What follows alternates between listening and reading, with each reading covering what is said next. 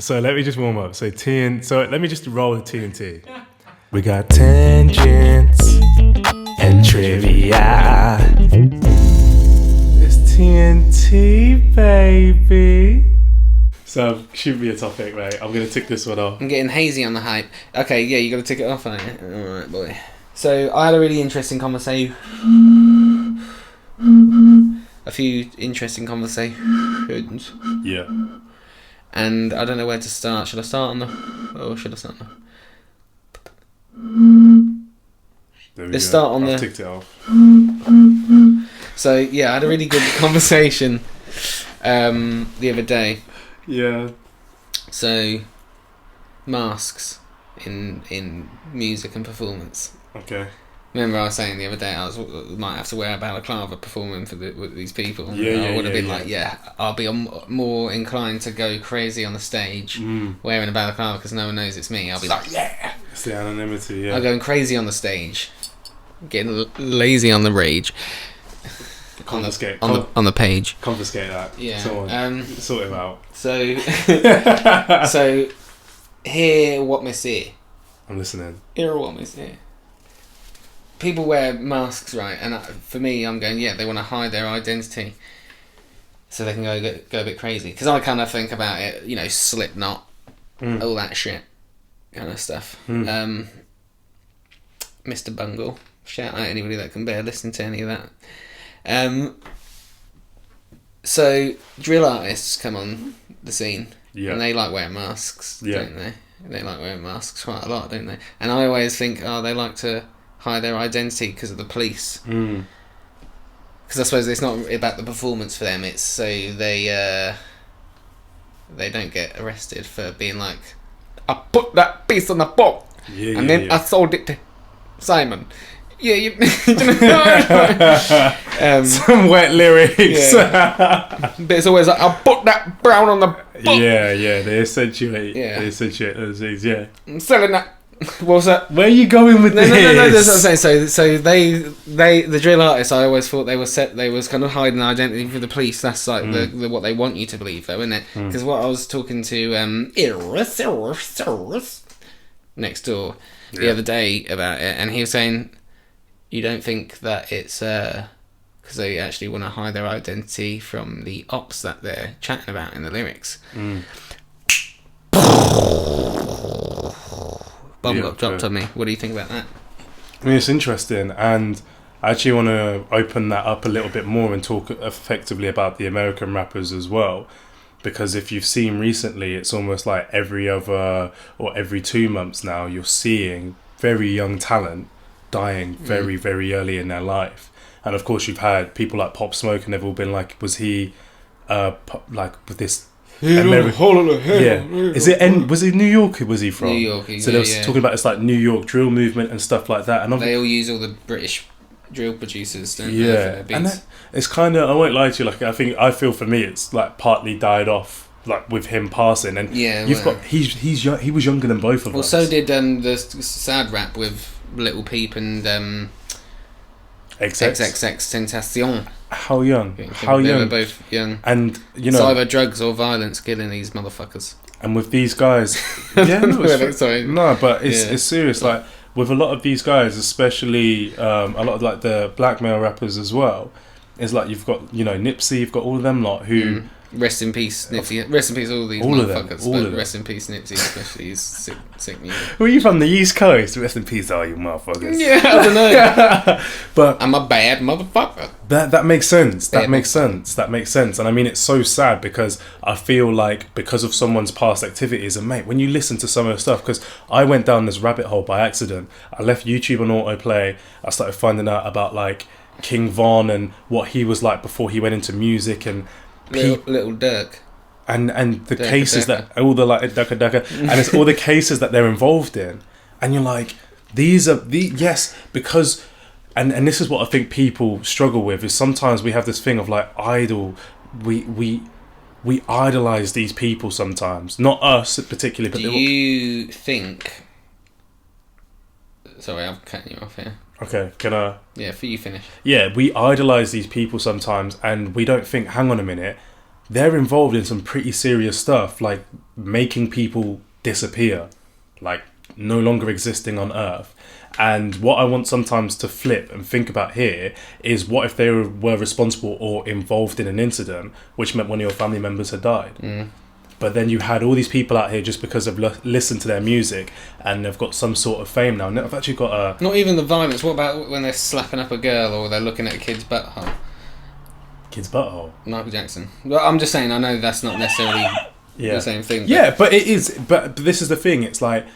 Because they make good music, you think that they're great. But do people just idolise these? I think with the violence thing, it can kind of be different. Because being a paedophile, being an irresponsible, I need to beep that out. But anyway, being one of those, or being a woman beater and stuff like that is no. In fact, no, violence. Being one thing, but just being violent is another thing. Some people look at that as being cool. Do you know what I mean? Yeah. Chefing someone up or slapping the hoe or whatever. But you remember even... I don't want to say... Well, we'll talk about like the Breezy thing here. Remember that whole thing with him and Rihanna? And then I remember girls at school being like, oh, I don't care that he hit her. He could slap me up any day. And I'm like, it's not funny. Like, bro, she was black and blue in the eyes. Like, it's not a funny thing to talk about. And... that's it. It's like we sometimes struggle with these. We idolize these people, and we've got to remember that there is. I asked for your favourite rapper, not your favourite raper. Oh my god! Listen. I asked for your favourite rapper, not your favourite raper. I'm banning these from podcasts. I just thought I'd be more dynamic. You know what I mean?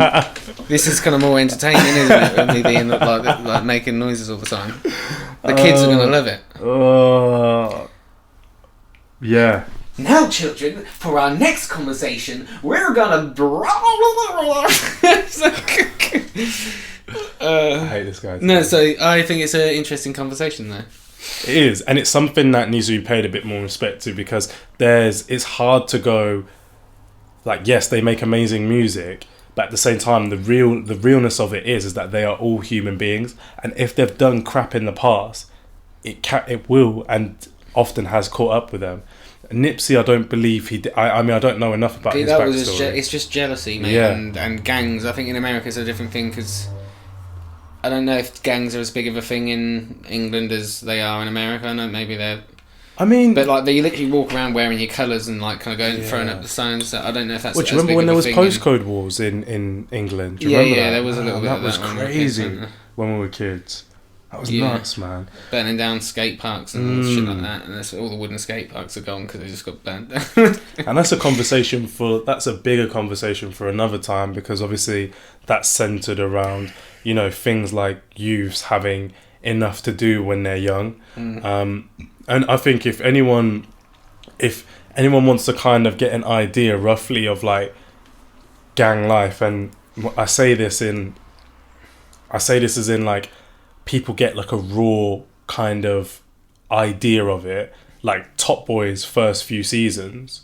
Personally, like, you see the grooming and how people are indoctrinated into a gang from a young age, and people think that these gangs are like these big massive crime organizations, when really it's just people trying to find, well, a lot of the time people trying to find efficient ways of moving illegal products and building a network of those people around them. It's almost like a bunch of friends with very high repercussions and risks. Yeah. It's crazy. But people often think of like, these gangs are these nefarious people, but they still eat and drink like us. It's just if you find out about all this and you come into it at the right age, like when you're in your kind of like mid-teens, or early to mid-teens, you don't know any different, and that almost becomes your perception of how life should be. So if you get indoctrinated into a gang or whatever, you're kind of screwed, because you don't really know any different, do you? Yeah. And that's what I'm saying.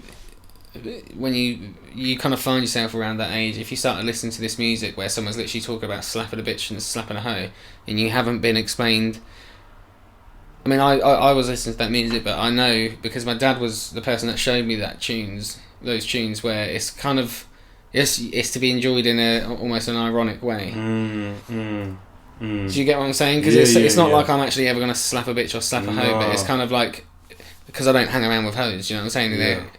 I can enjoy that in an ironic way. Yeah, if someone was a hoe, I might give her a slap. But I'm not gonna fucking, you know what I mean? No one's a hoe, so. I think sometimes we just laugh at like how ridiculous the idea is to us in reality. Like you'd imagine a guy running around and like slapping people, you'd be like, that's ridiculous. Yeah, that's jokes. Like I could like close my eyes and imagine being some guy on the west coast fucking of America in the 90s and be like, yeah, damn, the motherfucker slapping their bitch, and you can be like, great. But I'm saying, even when that got put out at the time they were making that, they all got wives. They probably all had wives at the time and stuff like that. They're not talking about slapping a woman. They don't say slap all the women around the face. They're talking about slapping a hoe or whatever. But people grow up and just interpret that in their own way, which is basically in such a literal sense that they're like, yeah, like the way I should grow up is just try and get my dick wet all the time. Yeah, but don't you find that interesting now though? Like there was someone who said on a radio show, I think it was the Snoop, and they were like, do you regret the lyrics that you said in the past? Because obviously now there's a big kind of movement within feminism. Sorry, I can't even get that out. Feminism and stuff like that. You know, there's been like a reevaluation of things like that where people are like, those kind of lyrics now are not okay to be saying. You know, women are a lot more empowered and definitely should be. I just find it quite interesting. Like his answer was like, hell no, like blah, blah, blah, blah. And I guess it's one of those things, isn't it? It's like it is with the times. Like I know sometimes I've put a TV show on that was from way back, and now it comes with the warning, may contain or does contain sensitive language surrounding race, because I was watching a Lenny Henry sketch and he was with this other guy, and obviously it was a sketch, but he was like dancing and he was like, look at him, he just looks like a jiggling Mars bar. And I was like, you'd never be able to say that stuff now. And then like I think he made like a beatboxing, and this guy was like, oh, don't be making that like all that kind of shit like that. And I was looking at it like, wow, that's nuts. But the crowd, everyone's laughing, and times do change. Yeah, I mean, I think we've touched on it before. It's just this whole thing about like how language is always going to develop and change, and something becomes kind of normal for you to say, so that's great, and then all of a sudden you can say it in a different way or whatever, and then it can become a different meaning. So I think personally, and I say it from a different perspective, like, 'cause I'm just thinking about that Snoop thing, I think I agree with him with not taking that back, because the past is the past, and all we do is use the past to make better decisions or more informed decisions in the future. Yeah, and let's just put it this way. He was 21 or whatever when he was writing some of that music. Yeah. If he was 40 at the time that he was doing that, we'd probably look at it, or 50 or however, I think he's probably about 50, 60 now. Yeah, he's getting on, man. What I'm saying is, he must be about 40, 50 or something if he's about 20 in the late 90s. Yeah, no, so when his first kind of stuff coming out mid-90s, wasn't it? But anyway, doesn't matter how old he was, but if he was 50, 60 when he wrote those lyrics, you look at it differently, wouldn't you? Be like, why is there a 60-year-old guy talking about slapping women? Yeah. But as I said, in a ironic sense, when you're a 21-year-old man and you're kind of like, you've been heartbroken by your first love. Yeah. Yes, you kind of like, I don't know where, maybe they did slap a bitch, but as I said, I enjoyed listening to that, and I still do, because I can kind of imagine what you'd be feeling like. Yeah, I don't love no hoes. I slapped a bitch when she talking. Like, that's what they basically say on most of those tracks about the references to women. There's obviously they say quite a lot of other things which we won't go into, but and I can enjoy it. I'm like, yeah, slap those hoes. Oh my gosh! I'm saying I'm never gonna slap a woman. I'm just it's because of the. It's just a kind of a way to kind of get out this feeling where it's almost like, I don't give a fuck about anything. I will never have my heart broken by a bitch. I never loved a bitch. Like they say that. This is what they say, isn't it? Yeah. You know what I mean? I hear you, man. I hear you. Do you know what I mean? I hear you. Do you know what I Sorry. Can you just show the camera what that is, by the way? Just check out this funky bottle opener. My mum got me that. That's a dong.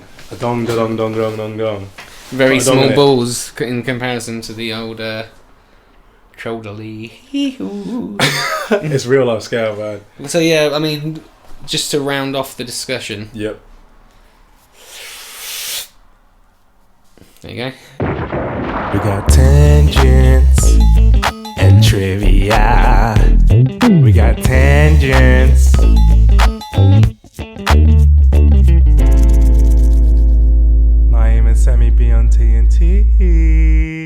Yeah.